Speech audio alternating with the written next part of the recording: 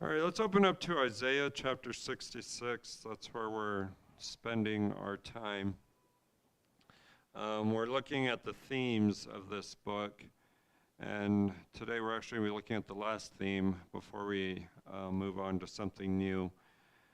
But of course, Isaiah chapter 66 is the final chapter of this book, where Isaiah is bringing a close to all the things he's written concerning how God was going to deal with his people and the other groups of people that are addressed in this book.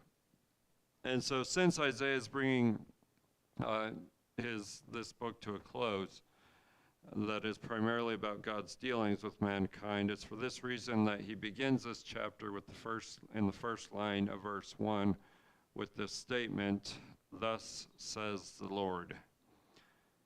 Can anyone tell me about that statement? Thus says the Lord. Are we familiar with it? What does it mean? Okay, the Lord's going to speak. Any other thoughts? Okay, Sandy says from God. Any other ideas?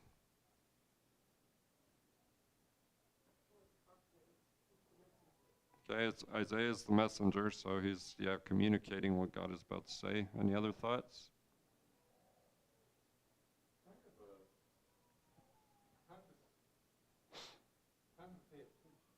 Okay, time to pay attention.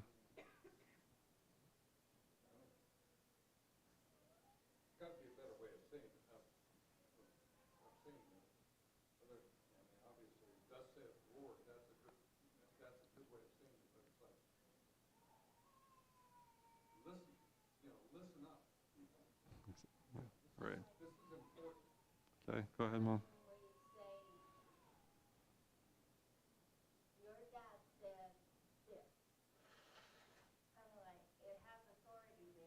Right. Okay, that's one way to illustrate it for sure. Yeah, it's a statement of authority from God. Now this phrase, "thus says the Lord," we may or may not know this, but it's said to be used over 800 times, just in the Old Testament alone. So one thing we should understand from this opening phrase of chapter 66, it is a statement of authority, but it's also a phrase that is used to introduce words that were specifically spoken by God, that are being communicated through the prophets like Isaiah. So it's a very important statement. But in this case, Isaiah uses the words to introduce specific words that God intended to communicate to Isaiah's original readers and anyone else who would read the words of this great book. Anything else on "Thus says the Lord" before we move forward? It's not actually Lord. Actually, it's "I am" in that translation. Yeah. It's actually, it's not the general term Lord. He's being very specific. He's saying, thus saith I am. Right, and if you have the letters capitalized in there, it's not just the "I am," but I believe it's the Jehovah Yahweh term when you see all the letters capitalized like that. But this is the "I am" God, one that spoke to Moses through the burning bush and at other times in Exodus. But this is a statement of authority. It's specific words from God that Isaiah is about to record. Now, what we're going to be looking at today are words from God that are going just in verses 1 and 2. These are the only two verses we're going to look at today. But these are words from God that deal with his authority. And this is the final theme that we're looking at, because everything Isaiah has recorded in this book have the authority of God behind them. So it's one of the overarching themes of Isaiah. But more specifically in verses 1 and 2 are some words from God that deal with his authority both in heaven and on earth. So what we're going to look at today are 2 points across these 2 verses that deal with how the authority of God can be seen. The first point Isaiah makes in the remaining part of verse 1 is that the authority of God is seen in the fact that heaven is his throne and the earth is his footstool. We'll look at that. And the second point Isaiah makes in verse 2 is that the authority of God is seen in the fact that he has created everything. Now, after looking at these points, what we will learn from these verses is that we must recognize the authority of God, and that'll be some application we'll look at the end of our study. But we'll read verses 1 and 2, and then we'll look at the points. We'll just start at the beginning again. Thus says the Lord, heaven is my throne, and the earth is my footstool. Where then is a house you could build for me, and where is a place that I may rest? For my hand made all these things, thus all these things came into being, declares the Lord. But to this one I will look, to him who is humble and contrite of spirit, and who trembles at my word. So again, we're dealing with the authority of God. And the authority of God is seen in the fact that heaven is his throne and earth is his footstool. So we see that there in the very first part of verse 1. What's the picture in that first part of verse 1 where the point is established? How is God being pictured? Did you have something, Sandy? Okay, that's part of it, but it says, heaven is my throne and the earth is my footstool. When we think of a throne, what do we think of? Okay, you have the word ruler there? Oh, okay. A ruler. Or a king, yeah. So that's how God is being pictured, because heaven is his throne. We think of a throne, we think of a king. Now, God is Father. Sandy is correct on that, but more specifically, this verse is picturing God as a king. But it also says, as we see in the text, the earth is my footstool. What is that picture there? It's below heaven, okay. Can you explain that a little bit, Elaine?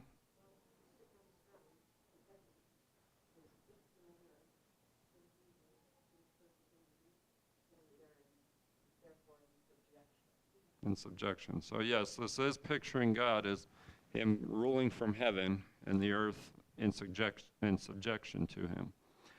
So one reason we might be able to assume all that is because in ancient times, the slaves of kings were sometimes used as footstools, that these kings, that these slaves were rambling. Sometimes slaves were used as footstools to the kings that enslaved them. So applying that here, the earth is being pictured as a slave to God, living in submission to God, that he rules from his heavenly throne. Questions or comments on that before we keep moving forward in the verse?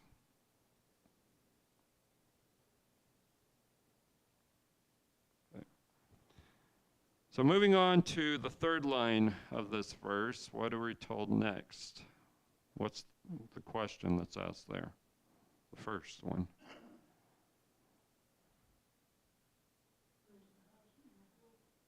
Where's there a house that you'll build me? What's the point of that question?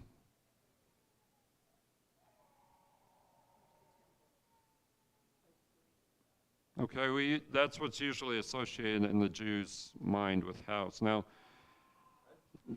go ahead, Dan. I would disagree with that because Okay. God is sitting on a throne in heaven and the earth is his footstool. He cannot be confined in a house. I think That is the point of this question. He asked this question, where then is a house you could build for me? There's not. And what that says is correct. You can't confine God.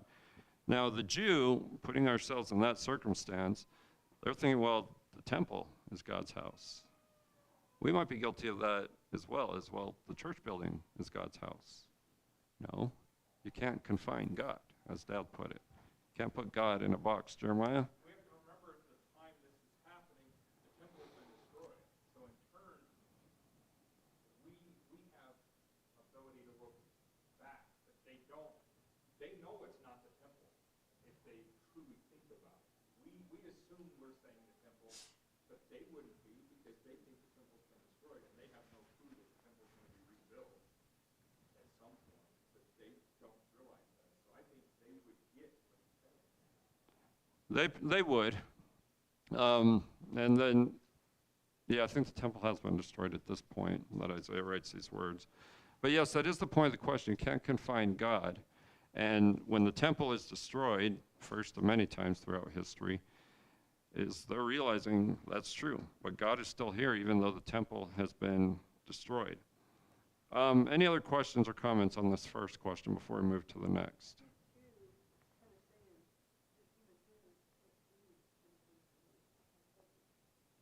That might be part of the idea here as well, that human hands can't do anything for God. Exactly. So, anything else on that question? Okay. So now we move to the second question. The text says, "And where's a place that I may rest?" Now this seems to take us back to the footstool imagery. The text doesn't use the word footstool there, but it builds upon that point. Because when you have a footstool and you got your feet up, you're resting. But the second question is similar to the first question. There's no physical place you can build for God that he may rest. So this carries forward the ideas of heaven being God's throne and the earth being God's footstool, because this question and the first question of the third line are both questions that deal with the fact that there's no physical place where God can be contained. Well, why? Because God created it all. And that's something we'll get into in verse 2. Any other questions on verse 1? Okay. So putting all these things together, the point we should see from verse 1 about how the authority of God is seen is that the authority of God is seen in the fact that heaven is his throne and the earth is his footstool. God rules from heaven. He's not sitting in a palace somewhere. He's in heaven, ruling. He's ruling over the earth, among other things. Heaven is his throne, and the earth and all the people in it are his footstool, living in submission to him. Now, we don't see that fully, completely right now, but the day is coming when, as the New Testament says, every knee will bow, every eye shall see. So as a result, through the questions that are asked in this verse, the point is made that there is no physical place where God can live. There's no physical place where God can rest, because he's not a physical being. He's a spiritual being. But that brings us into verse 2. The authority of God is seen in the fact that he has created everything. Now there in the first part of verse 2, in that first line, what is Isaiah drawing his reader's attention to?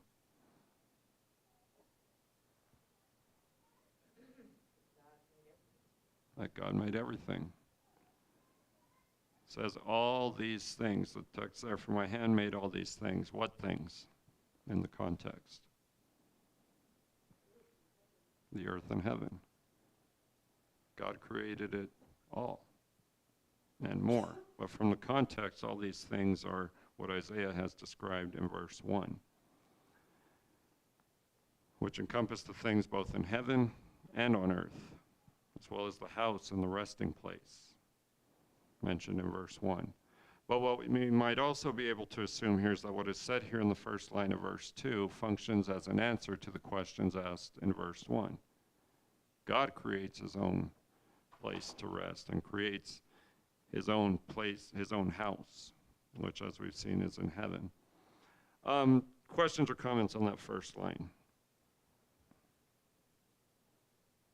Okay. So the second line says, "Thus all these things came into being." Again, all these things that are described in the context.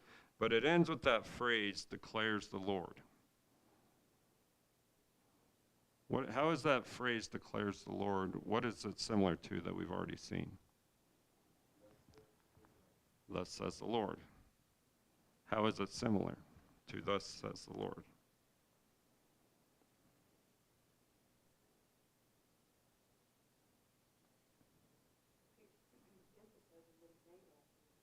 Okay, but why add this statement, "declares the Lord"?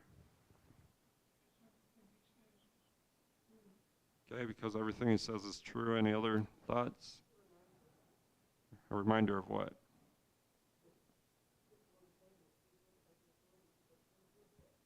So yes, so it's a reminder of God doing this, but he's the one with authority. It's another statement of authority, just like thus says the Lord. These are words specifically spoken by God. Questions or comments on that? What he's saying in these first two verses is that there's nothing important about this building. There's nothing important about the temple. There's nothing important about rituals that we do or rituals that we perform. The only thing that's important is how we care and look after one another. You'll read in the second one there where it says, where you're humble and submit in spirit. He's talking about he can build anything he wants. He can do anything he wants. He can command anything he wants. He doesn't need us building him monuments or being doing religious things. He needs us doing hospitable, neighborly, kind things. And that's what he's saying in these first two verses, as far as I see it. Okay, we'll look at humble and contrite of spirit, but up to this point, yes, the point is being made is the physical structures don't matter because you can't, as we've already seen, you can't confine God. He's the one who creates all these things. He created the materials for us to get this building built. But what he cares about is what Eric is pointing us toward, is these last few lines of this verse. But anything else on the God created everything point before we look into what's said next? Okay. So Eric has pointed us toward this last part of the verse, and that's what we'll look at next. The text says, "But to this one will I look, to him who is humble and contrite of spirit and who trembles at my word." Does anyone have a different reading of that last statement? Just wondering. Okay, we all have the same words there? Okay, well, that's good. So the first statement in that phrase is, "But to this one I will look." What does that mean?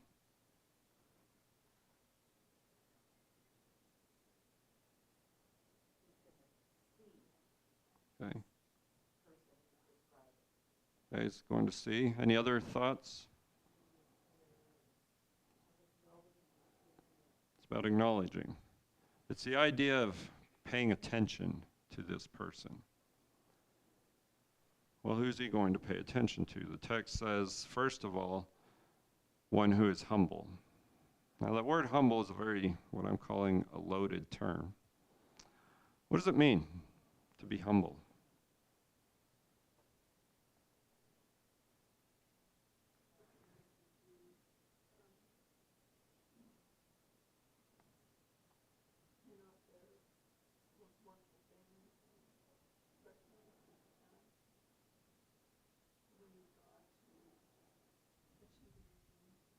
Okay, so that's part of the idea, is realizing you're not the most important.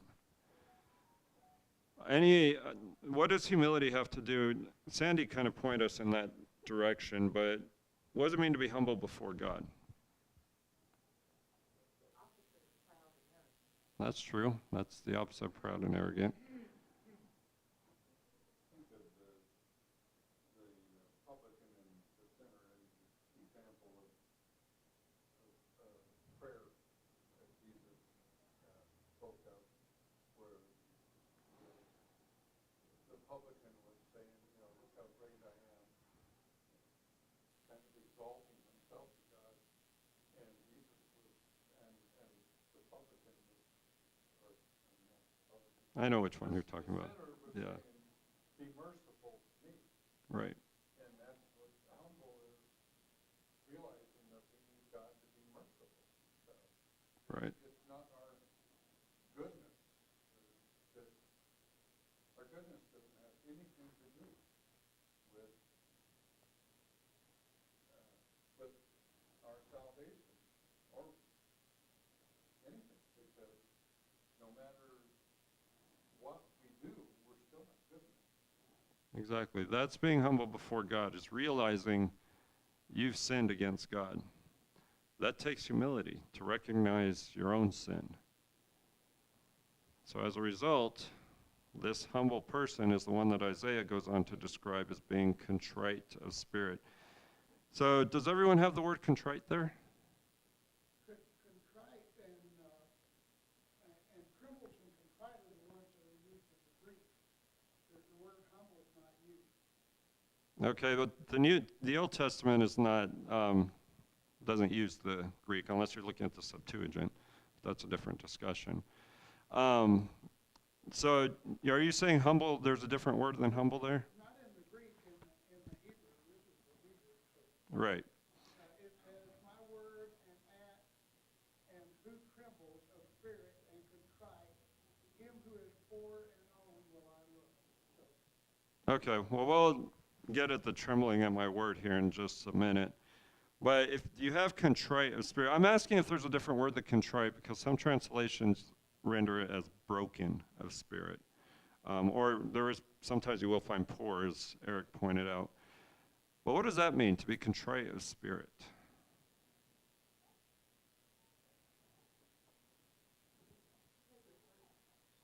Okay, to have your heart touched. Can you explain that? Okay. That is part of the idea. It's part of that humble. When you're humble before God and realize you've sinned against God, that creates what we might call a broken heart because you've realized how you sinned against God. Andrea, go ahead.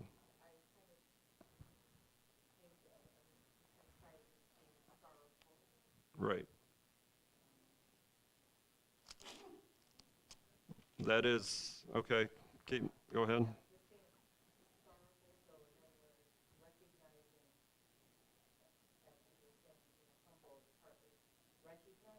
Mm-hmm.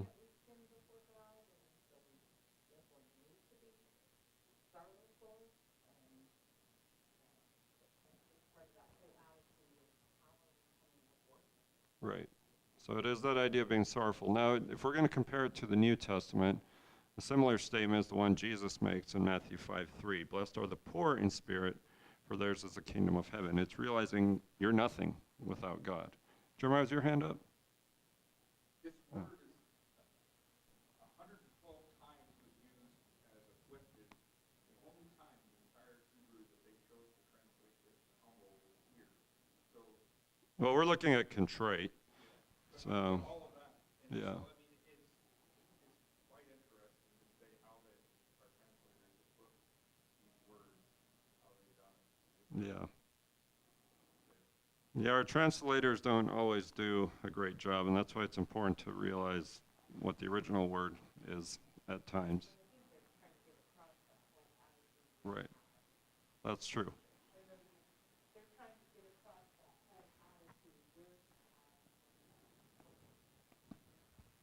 So this is dealing with attitude. Humility is an attitude. Being contrite of spirit is an attitude. And it's because that contriteness is on the level of your spirit. So it goes a little bit, the emotions probably are involved, but it goes deeper than just our emotions. It goes to our very heart. But the thought doesn't end there. It says, who trembles at my word. Now when you're trembling, what do we usually associate that with? Fear. What are we fearing in this case? Okay, but the text doesn't say the power of God. What does it say? His word. His word that's been communicated for 66 chapters in the context of Isaiah. Now, of course, in the original text, it's not all broken down into verses and chapters. It's all one document. But it still remains. Everything Isaiah has said up to this point, people have to respond with this trembling, being fearful of what God says through his word. But the point he's making at this point in this whole phrase is this is the person God is going to pay attention to. And that idea of paying attention to carries with the idea of that God's going to care for. He's going to do something for this person, namely forgive them, because at this point they've realized they've sinned against God. And what Dad brought out, the publican and the Pharisee story, is a great illustration of what humility looks like and what it doesn't look like with those two individuals. Questions or comments on verse 2?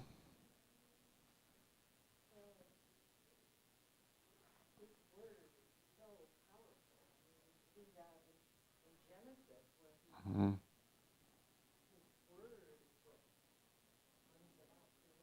Exactly. And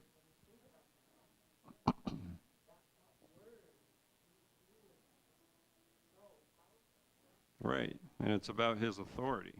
Because that's the content, or that's what Isaiah is getting at in these first two verses of Isaiah 66, is the authority of God. And yes, God is so authoritative that his very word can bring something into existence. But as far as the statement is concerned, these people are submitting to the authority of God. And it's those people that God is going to pay attention to and do something for. Anything else on verse 2? Okay. So, go ahead.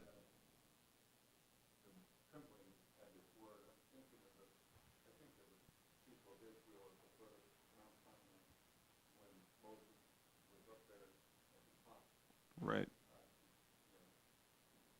Basically almost having a face-to-face meeting with God up there, giving the law. And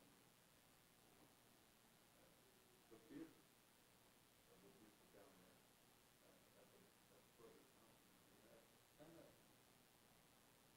little bit trembling Right. that I think of here. Shaking in your boots, yeah. And that's one way the idea of fear is rendered in the Bible. It's that, not that respect, but that being literally afraid of God and his word in this case. Anything else on verse 2? Right. So that's also what's involved, and that gets into the respect idea. Anything else on verse 2? All right. So we're looking at this point about how the authority of God is seen, and in this case, it's seen in the fact that he has created everything. In this verse, Isaiah has reminded his readers that God is the creator of everything, and as a result, what he says in the last two lines of this verse is a call for his readers to humble themselves before God and fear his word because of the spiritual condition they are in, which is described here as contrite of spirit. If they do this humbling, Isaiah promises that God will look to them, with the result being that he would forgive them of their sins. So when we look at everything Isaiah has recorded in these two verses of Isaiah 66, the point we should be left with is that the authority of God can be seen. It can be seen in the fact that heaven is his throne and the earth is his footstool. It can be seen in the fact that he has created everything. So in application, we must learn to recognize the authority of God. Now, given that Isaiah begins to close his book with a word about the authority of God, is what tells us that the authority of God is one of the most important themes that permeates this entire book of Isaiah. Now, one reason we can assume this is because everything Isaiah writes in this book has as its background the authority of God. In other words, everything Isaiah writes in this book was and is written with the authority of God behind it, and as a result, the things Isaiah writes are things we would do well to listen to, because they're things that have as much application to us today as they did to Isaiah's original readers. Again, those are just some applications. Any other questions or comments? All right. Jeremiah, would you close us today?